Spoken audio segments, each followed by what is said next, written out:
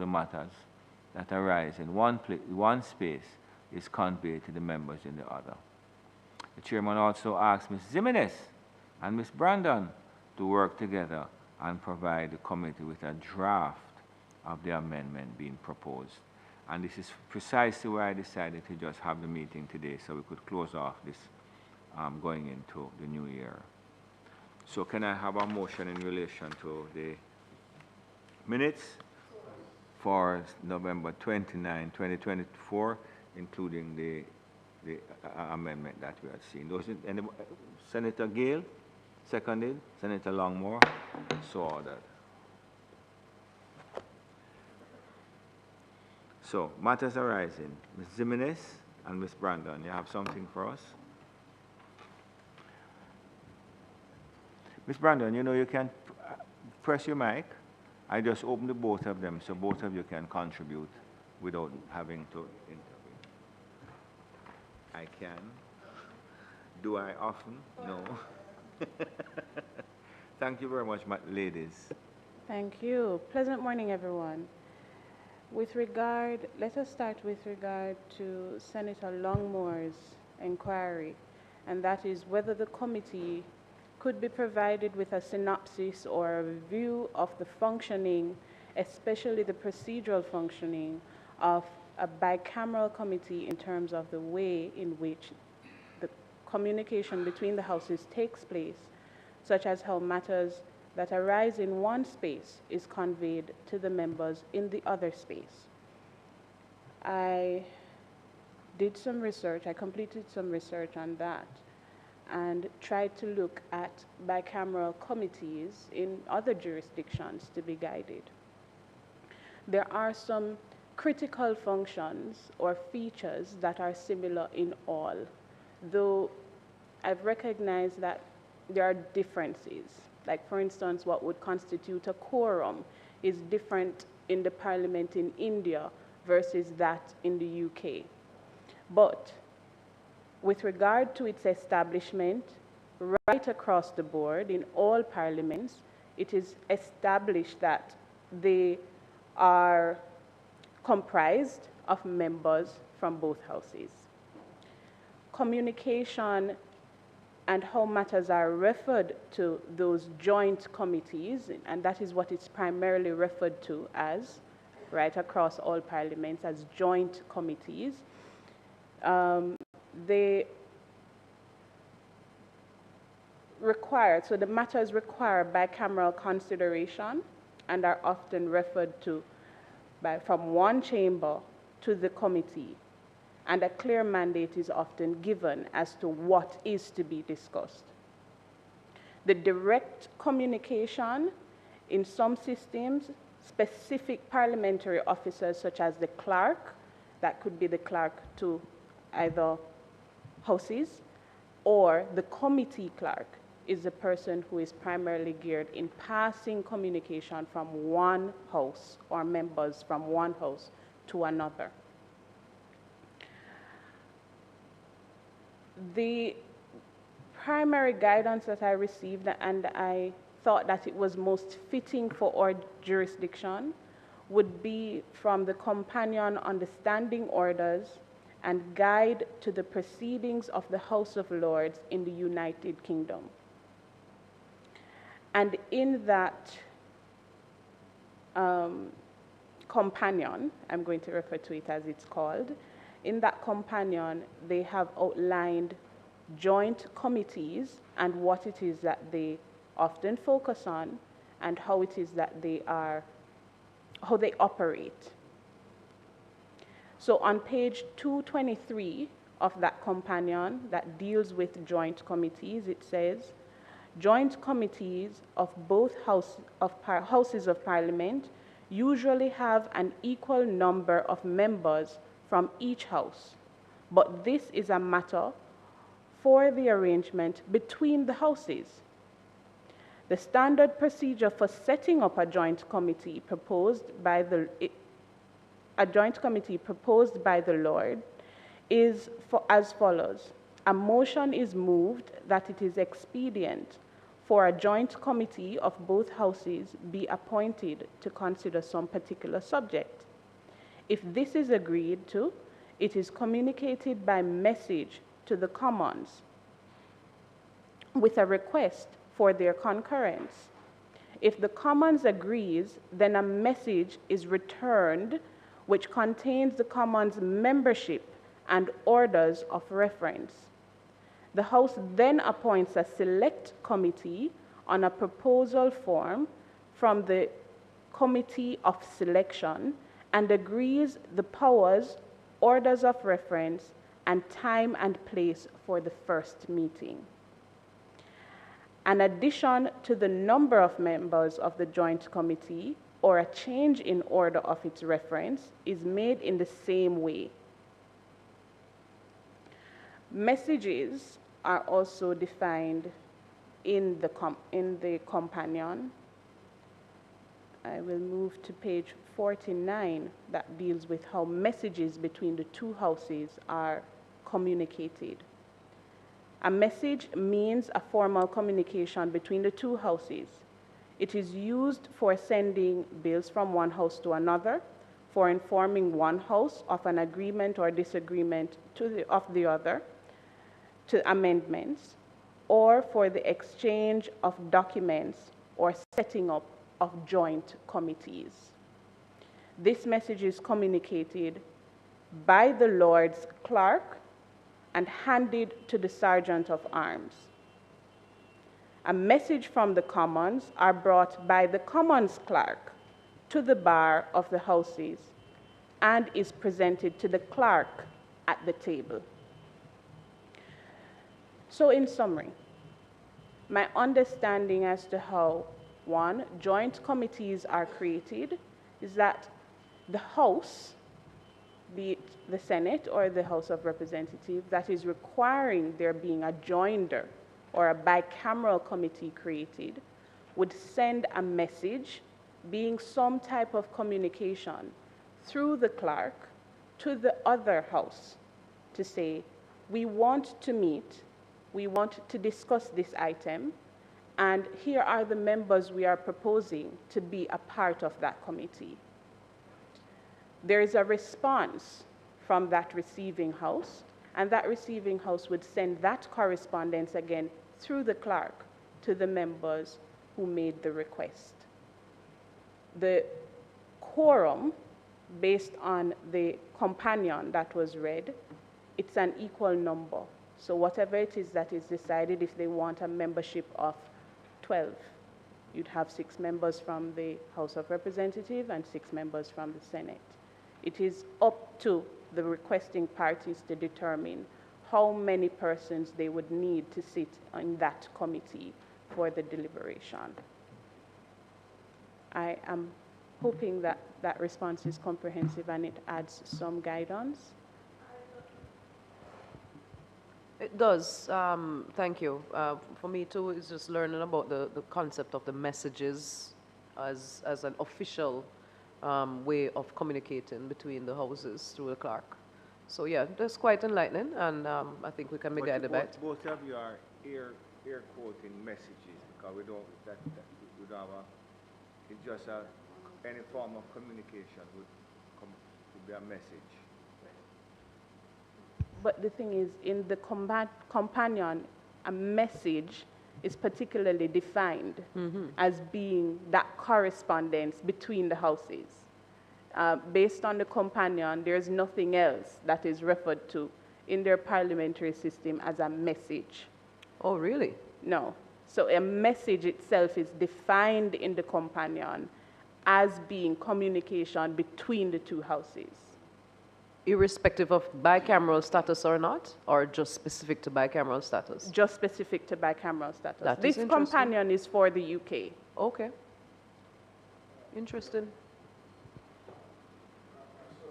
No, that the house of origin that would have first transmitted the message would be the determinant house for the chairman. So explain. So with regard to the chairman, Yes. there is a voting process.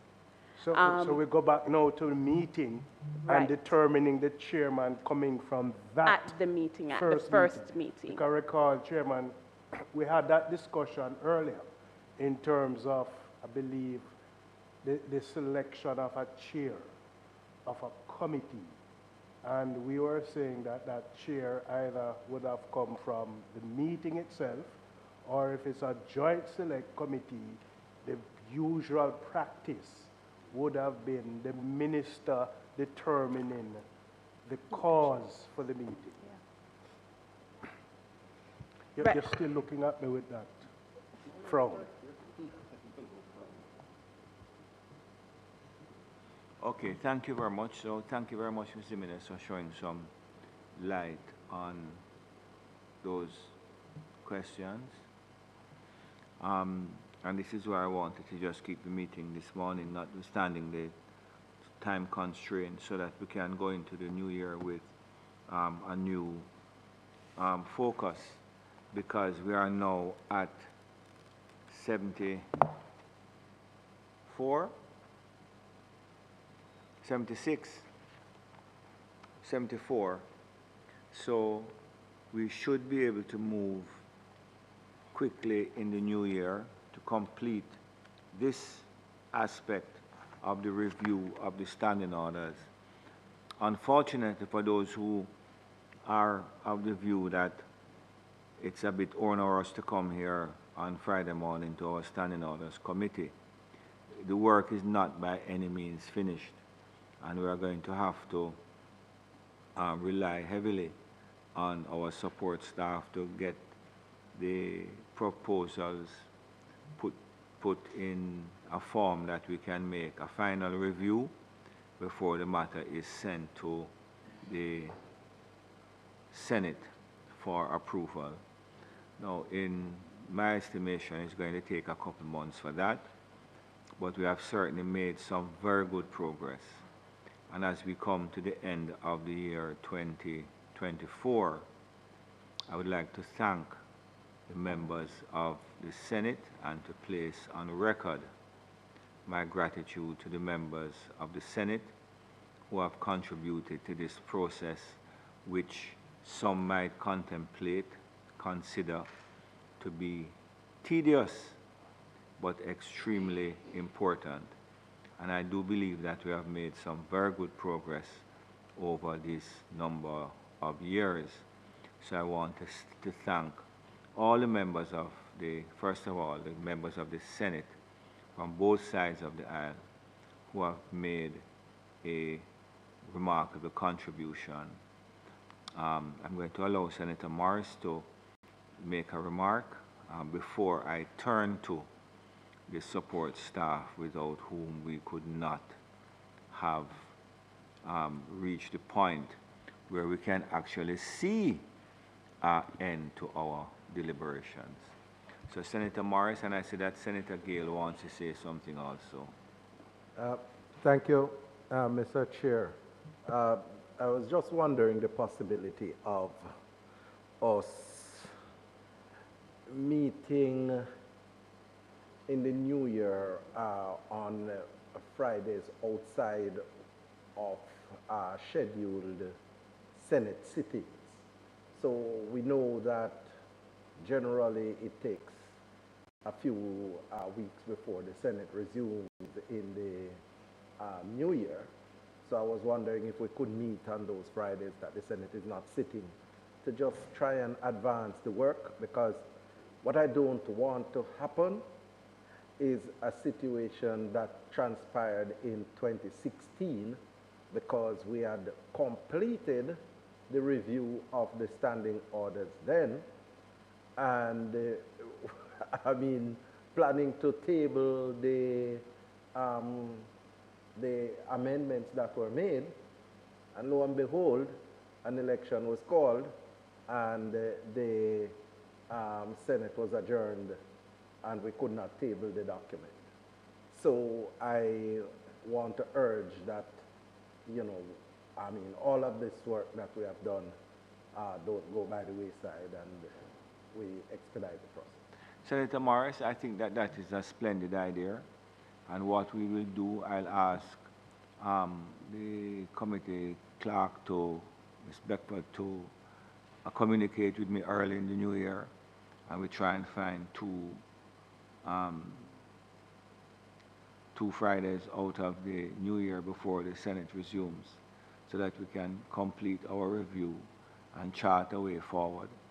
I agree, Senator Morris, that it is critical, and what is going to be important is getting a document, although I must tell you that Ms. Beckford has been keeping very close tab on it.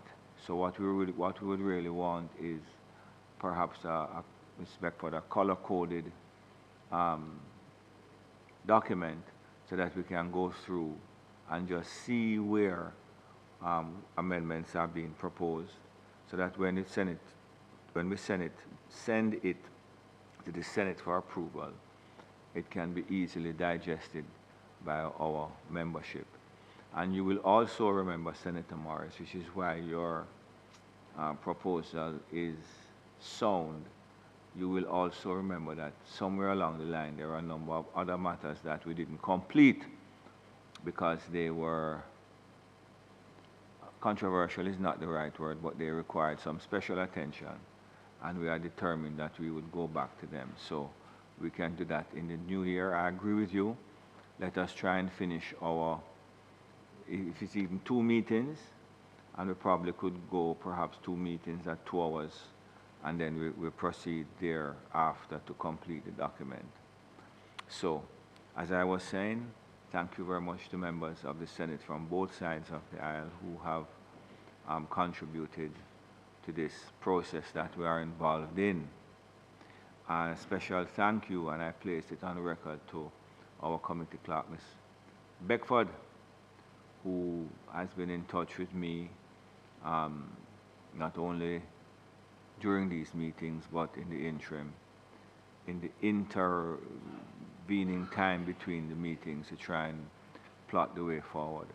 I think that the membership would certainly have to recognize her assistance, because when it comes to putting the document together, we're going to have to rely on her. Maybe Ms. Lowe will have to give her 2 weeks working vacation so she don't have to come in, and she can spend her time and prepare the document for us. At Rio, you say? So thank you very much, Madam. We certainly appreciate the work. And of course, our support staff headed by the Clerk of the House, Ms. Lowe, Ms. Brandon, and Ms. Jimenez. Ms. Jimenez has recently joined the team, and we certainly appreciate everything that you have done to make our work useful. I'm not singling out anybody, but Mr. Cowan, you have done nothing, so I have done nothing. And Mr. Cowan, of course, thank you very much. All members of the staff. So it's really, I must tell you, I appreciate it very much. And I'm going to consider it a joint legacy project by Senator Morris and I, because Senator Morris, when he was president of the Senate, had done much of the work that we had gone over. So, Senator Morris, certainly appreciate the contribution that you made before, and certainly appreciate your contribution here. So, we will consider it. I don't want any little slip and then you consider it a Morris legacy project. It's at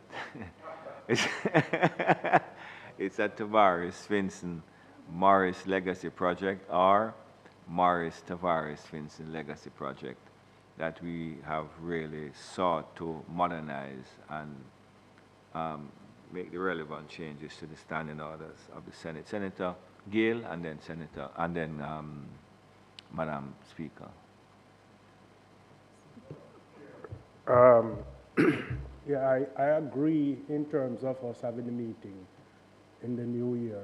I think we had agreed on those items that we would have placed in a parking lot to review for the completion. But I want to say that I want to extend commendation to the team for their support in you know, whenever we raise issues and seek clarity on issues, they were able at all times to come back to the team with the clarity. And that research, every single solitary one of the team members over there, I want to commend them for that because they each played a role at points in time. Notwithstanding, I'm trying to get used to Mr. Cohen's frown in terms of when he is listening to us. But I want to commend the team there because their input and their expertise has helped this process tremendously. And I look forward to working with the team in the coming year. And you know, in furtherance to what Senator Morris said, I was wondering whether we could actually have those meetings in January virtually. Because you remember when we were working with the, during COVID, we had some very good virtual meetings. Yes. But you know, let us see if we can meet physically because I think that is a good thing. And we can work out the time, Senator Morris. It don't have to be 9. We could start a bit later if it suits us. And we have the Friday sort of penciled out already. And we could just try and hit it off. So, Ms. Lowe. Thank you, Mr. Chairman. Good morning, everyone. Just to acknowledge the kind sentiments regarding the work of our team. So on behalf of the team, let me express our gratitude, and it is our intention to continue to provide the necessary and relevant support to our very important stakeholders as we continue to work as a team to make our parliament better and our country better. And finally, to also assert the fact that we do encourage work from home here in the parliament for persons who are able to do so effectively and efficiently. So we have, certainly I have no objections for Mrs. Douglas Beckford to undertake the mandate that has been given to her, and the relevant support will be provided. Thank you. Thank you very much. For those who I will not see or we will not see as we go into the meeting of the Senate, I wish to just convey to all members of the support group a happy and peaceful Christmas time. If you are anything like me, you are looking forward to January the 2nd, when all this would have passed. But as they say, have a good Christmas. And Ms. Lowe is asking me to remind that the Christmas treat for the kids in the surrounding area is next week, Wednesday. It would be great if you all could turn out, members of the Senate and, of course, the support staff. And who is going to be Santa Claus is a surprise. But what I can say, it will not be me. So it might very well be Lambert, but let's see. Mr. President, at this time of the year, you know, every year we would be treated with a little thing from Senator Webby. It's here. It's here. He's not here? It's here. It's here. It's here? The gift is here. It's in your... Oh, boy. It's in I tell you. You will see it. Yes. Yes, so as you... Well, we should make sure, you know, Mr. President, I think we need to all, both opposition and government, send a little card to him for the Christmas. Yes, absolutely. And I will deal with it in the other place when we get there. So yes, thank you for mentioning it. So this meeting is now... Sorry, just before you end, just to remind your members that the lounge is now open for members' comfort, and Christmas dinner, or Christmas lunch, sorry, will be served. Yes, so, well, this will be your and first. We'll do that. Thank you very much, Ms. Lowe. You remind me in the other place as well. Thank you very much. So, members of the committee, You're welcome to join us downstairs for lunch on the Parliament's account. You're welcome to join us, please, so we can have a nice. Ms. Jimenez and Mr. Cowan, Ms. Brandon, please join us downstairs for lunch. You hear? So this meeting of this committee is adjourned for a date to be fixed. Thank you very much. Oh, Ms. Beckford, you can join us downstairs too. Eh?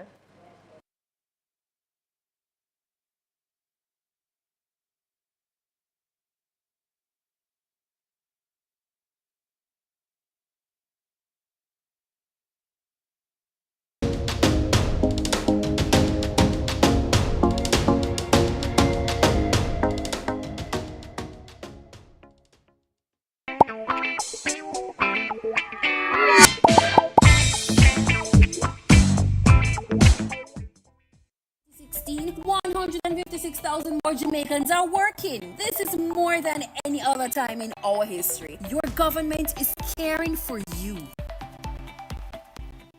No more guarantors for student loan. Your government cares about your education, and we don't want you to ever have to worry about going to university. The Students' Loan Bureau has a loan for you so you can focus on your future.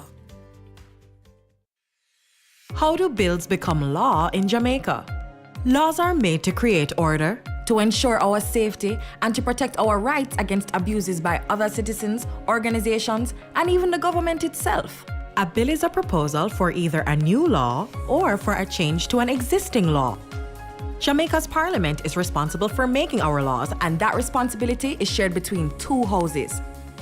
There are 21 parliamentarians appointed from both political parties to the upper house, also known as the Senate.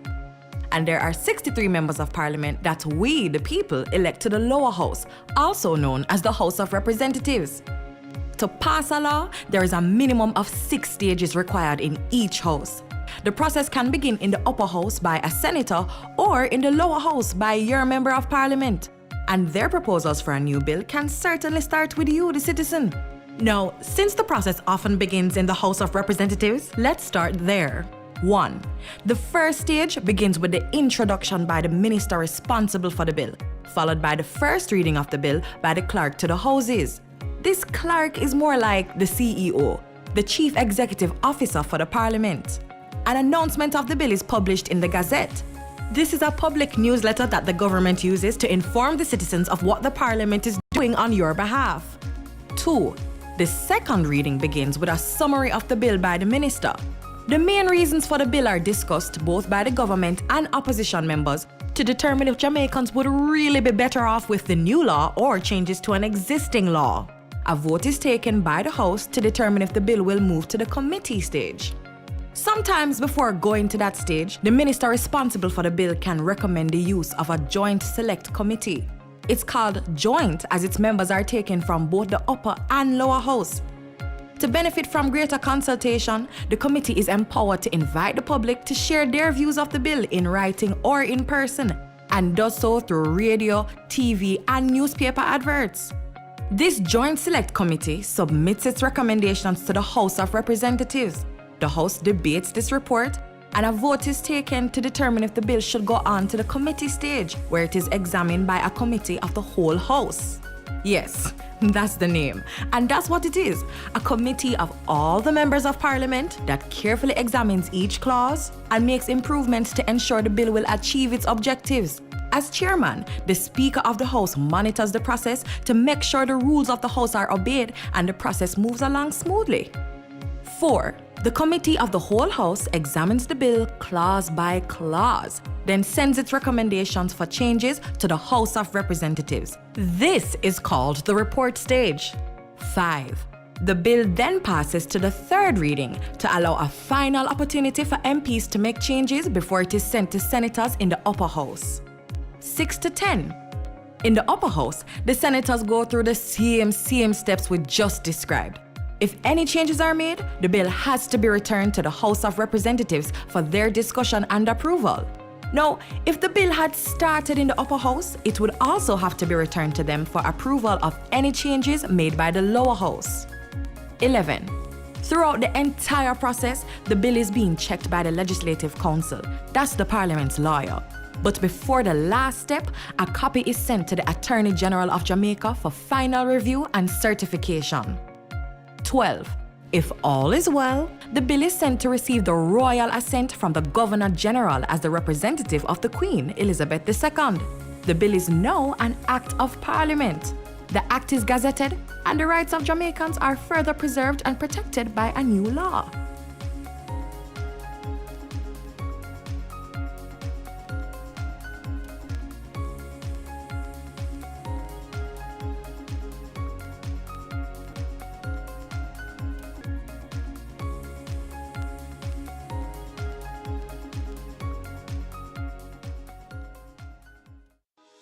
Jamaica improve, heart free, wages increase, housing scheme are built up, we have more opportunities, roads built, and the dollar stable. We are building Jamaica. Your safety and security continue to be our priority. We are seeing a downward trend in major crimes, and we are investing $650 million in technology improvement for our police force to provide greater coverage across Jamaica by 2028. The proceeding was brought to you by the Office of the Prime Minister. Jamaica's economy is in the best shape ever. Everybody abroad and abroad talk about it. Your government is investing in our hospitals, parks, community clinics, roads, and water infrastructure. Heart and Estate Trust now offers a $100,000 grant to heart-trained individuals running businesses for over a year. They'll also assist with business planning, marketing, skill enhancement, and other support. Your government is building a caring economy for you. The proceeding was brought to you by the Office of the Prime Minister. No more guarantors for student loan. Your government cares about your education, and we don't want you to ever have to worry about going to university. The Students' Loan Bureau has a loan for you so you can focus on your future. Good things are happening in Jamaica.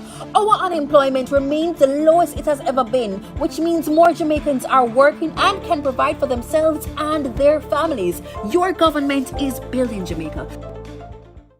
Every student attending Heart and Estate Trust under the New Care Initiative will get $15,000 each month to help cover their travel expenses to the Heart School they're attending and get an extra $13,000 each week while they're training. The proceeding was brought to you by the Office of the Prime Minister. What is the role of a backbencher in government? I'm glad you asked.